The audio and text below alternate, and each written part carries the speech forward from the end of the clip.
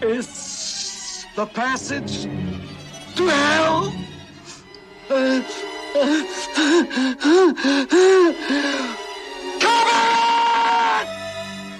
The murders at 112 Ocean Avenue forever changed the history of a small Long Island suburb. On the night of November 13th, 1974, 6 people were killed in an unassuming house. 1 year later, a young couple moved into the same home with their 3 children. And 28 days after that, they fled from the house, claiming to have been terrorized by paranormal phenomena. This claim would spark a best-selling book and a film that would break the box office records, the Amityville Horror.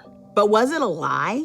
A hoax to profit off of a real tragedy? And were the visionaries behind the film involved in this deception? Today, we're exploring all of that on this episode of Production Tales from Hell.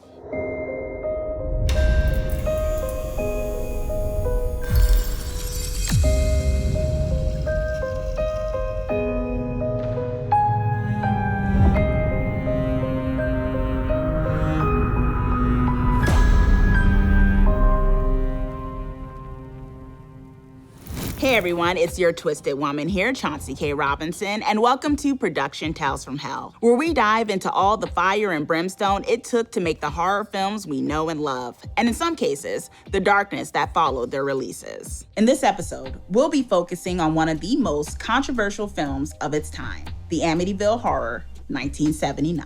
There are 5 circles of film hell: development, production, post-production, distribution, and perhaps the most dreaded, limbo. The Amityville Horror is something of a special case. The development of this film, its very foundation, if you will, is one steeped in controversy and maybe even corruption. It sprung from real-life gruesome murders. The heart of this movie rests in blood. There were a few hiccups when it came to production, but the real demons have to do with the film's legacy after it was released. The storm of lawsuits and damning accusations would call into question everything from the movie's purpose to the honesty of the people at the heart of this paranormal tale. Flies, lies, and breaking ties marred this classic film. But before breaking ties, let's talk about our tie to this show's partner, WeTransfer. WeTransfer lets individuals and teams share large files all over the world, helping keep your projects from their own production hell. Picture this. After years of work, your indie game passion project is finally done. But there's one hitch. You don't have a publisher. Then, one day, while out of town, you get lucky. You meet a publisher interested in the pitch for your game. In fact, they'd love to give the game a try that night. This could be your big break. But you're not home. How are you going to get them a demo? The answer is WeTransfer. WeTransfer believes creativity is the driving force of humanity. So they want to make sure you have all the resources you need to see your creative vision through with WeTransfer. With WeTransfer, you can send the publisher the project portal for your game with a playable demo, pitch materials, and a profile custom designed with your branding to give it that extra polish. It even has password protection to make sure the publisher, and only the publisher, will be able to dive in the moment they're home.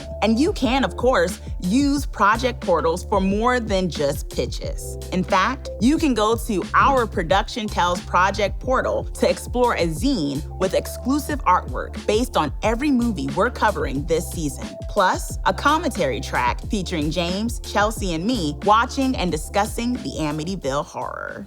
The Amityville Horror is a 1979 supernatural film that claims to be based on a true story. It focuses on a married couple, George and Kathy Lutz, and their young children who move into a house in Amityville, New York. A year prior to their move, a young husband had killed his entire family in the same home. Strange happenings begin occurring soon after they move in, with something violent and supernatural haunting the home. George is the most affected and descends into madness, pushed on by some invisible dark force. Meanwhile, Kathy is left trying to figure out what's causing this danger before it's too late.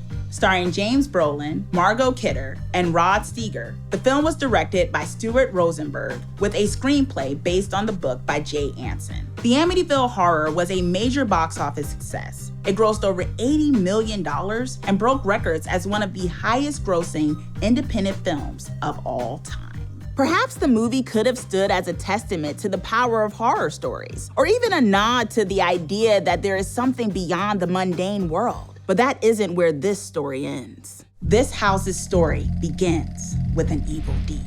On a fall night in 1974, 23-year-old Ronald Butch DeFeo Jr. ran into a bar in Amityville, screaming that a mob hitman had come into his home and killed his family. DeFeo went back to the home with a number of people from the bar, and the police were called. It was discovered that DeFeo's parents, along with his siblings, ages 9 to 18, had been shot dead as they slept in their beds. Initially speaking with the police, DeFeo stuck with his story that a mob hitman named Louis Fellini had killed his family. Upon further questioning, though, due to inconsistencies in his story, the young man confessed to killing his parents and siblings. DeFeo's lawyers, among them William Weber, would have their client claim innocence by reason of insanity.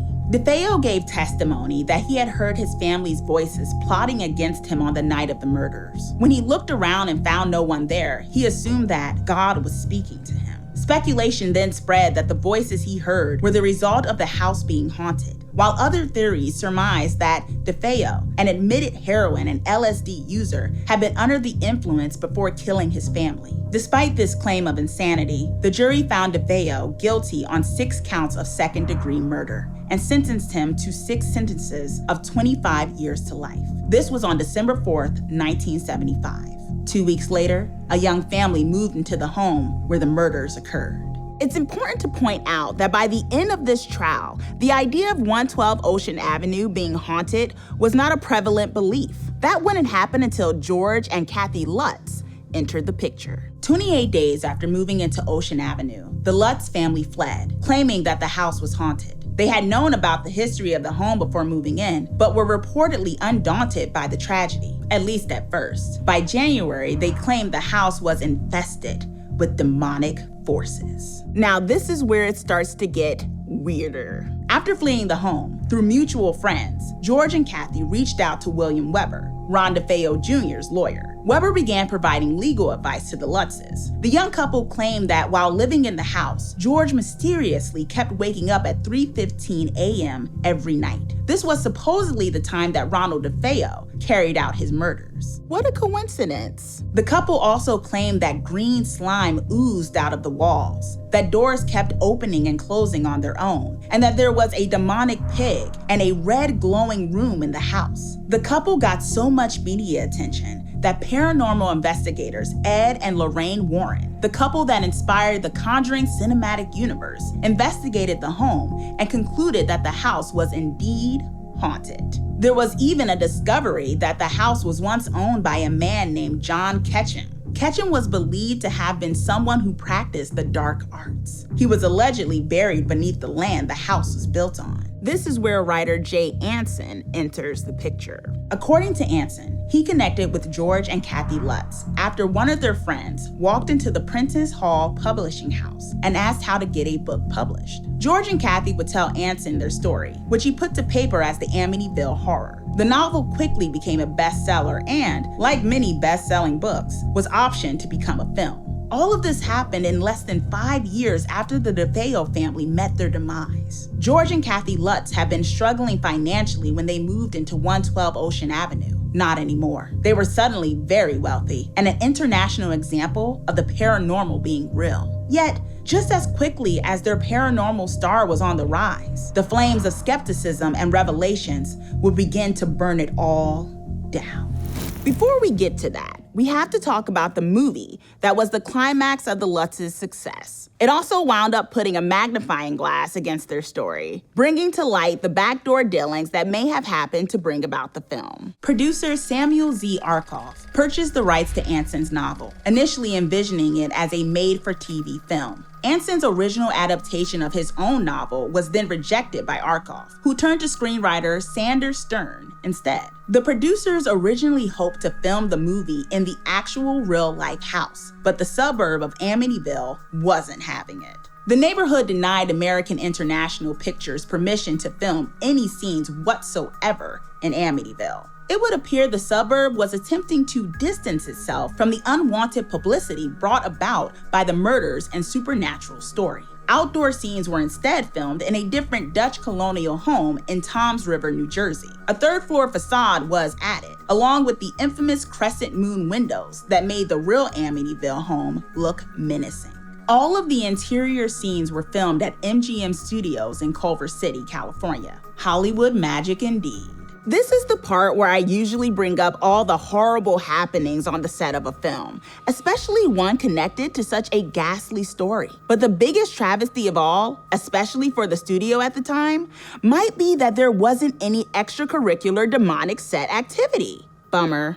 It definitely was not for lack of trying. In fact, in an interview years later, Margot Kidder, who played Kathy Lutz, said the producers wanted the cast and crew to claim there were strange happenings on set, but there weren't. It would seem the producers wanted to garner extra publicity via the paranormal. They may have been inspired by the series of real-life misfortunes that plagued The Exorcist, which you'll learn about next week. Unfortunately, or fortunately for the cast and crew, the Amityville Horror set was pretty normal during production. The worst thing that happened involved a gross scene with flies. Rod Steiger, who played Father Francis Delaney, had to have honey on his head to make the insects stick to him. Now that's dedication. James Brolin would also claim in an interview years later that it took over 2 years for him to be cast in another role after playing George Lutz. He believed Hollywood typecasted him as a troubled and dangerous husband, when in actuality, the guy's just a damn good actor. And on top of all that normalcy, neither Brolin nor Kidder actually believed the Lutz's account of what happened in the house. And honestly, they had good reason not to. When the Amityville Horror premiered, it was one of the earliest films to use the tagline, based on a true story. Even the description on the novel's back cover reads, "Their fantastic story, never before disclosed in full detail, makes for an unforgettable book with all the shocks and gripping suspense of The Exorcist, The Omen, or Rosemary's Baby, but with one vital difference. The story is true." The film would feed into viewers' curiosity of the paranormal in a big way. It became the highest-grossing independent film of all time, until 1990, when the record was usurped by Teenage Mutant Ninja Turtles. All this attention brought about an avalanche of damning revelations. The first was that the Lutzes intended to claim the house was haunted before they even moved in. Shortly after the Lutz family fled the premises, they called respected paranormal investigator Dr. Stephen Kaplan. Kaplan interviewed George Lutz and began to have doubts about the couple's story. In his book, The Amityville Horror Conspiracy, Kaplan detailed a conversation he had with George. In it, Mr. Lutz let it slip that he had been researching demonology and the occult before he moved into 112 Ocean Avenue. George had initially told Kaplan that he only looked into the occult after moving in and dealing with the strange happenings. In reality, Lutz had talked to Ray Buckland, a prominent witch in the area, nearly a year before moving into the house. Is that what you would call a premeditated haunting? The second, and perhaps most damning revelation, was that George and Kathy Lutz had originally been in cahoots with DeFeo's lawyer, William Weber, and had always planned to do the book and movie with him. Remember that mention earlier of the Lutzes going to Weber for legal advice? Well, according to Weber, they were consulting over a lot more than that.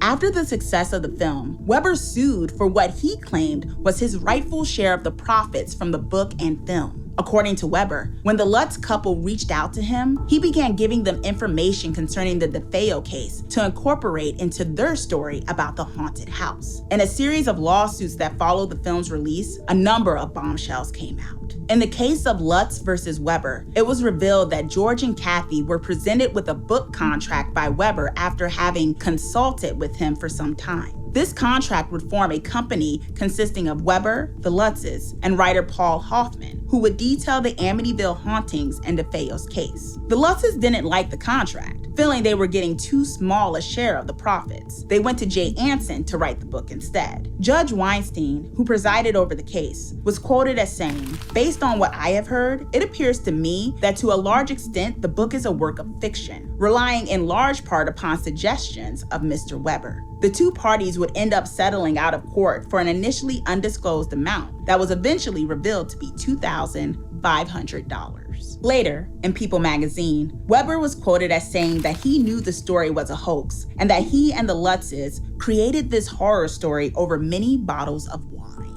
In 1992, Ronald DeFeo Jr. sought a new trial. claiming that Weber mishandled his case and made him plead insanity in order to make the story more attractive for a possible book and movie contract. The New York Times reported DeFeo saying, William Weber gave me no choice. He told me I had to do this. He told me there would be a lot of money from book rights and a movie. He would have me out in a couple of years and I would come into all that money. The whole thing was a con, except for the crime. Of course, it's hard to trust the man who killed his entire family and then proceeded to change his initial story a number of times. The thing is, Weber would take the stand again in state Supreme Court to be questioned by DeFeo's new legal team, and he essentially corroborated DeFeo's story. Weber testified that George and Kathy Lutz met with him after living in the Amityville house because they were interested in, and I quote, developing the demonism aspect of the case. That is so sketch. The Lutzes would attempt to countersue Weber for him claiming their story was a hoax. Their case was thrown out. No other paranormal happenings have occurred at the residence since the Lutzes left. In fact, the address of the original house was changed from 112 Ocean Avenue to 108 Ocean Avenue as to deter horror tourists from bothering the current residents. The Amityville Horror made history with its box office success, but one could argue that the hype around the movie came from the idea that the happenings were real. And even if it wasn't real, that at least the people it happened to believed it was. All of that was a lie, completely undermining the experience of watching something based on a true story. Not to mention, what gets lost in all of this is the fact that real people were killed, and they seem like almost an afterthought in the quest to put some paranormal spin on it all. There's definitely a hellish story concerning 112 Ocean Avenue, but it's more to do with the horrors of greed, legal malpractice, and a quest for fame no matter the price. The Amityville Horror may not have been held to make, but devilish dealings were certainly involved. I'm Chauncey K. Robinson, and this has been Production Tales from Hell. Stay creepy out there.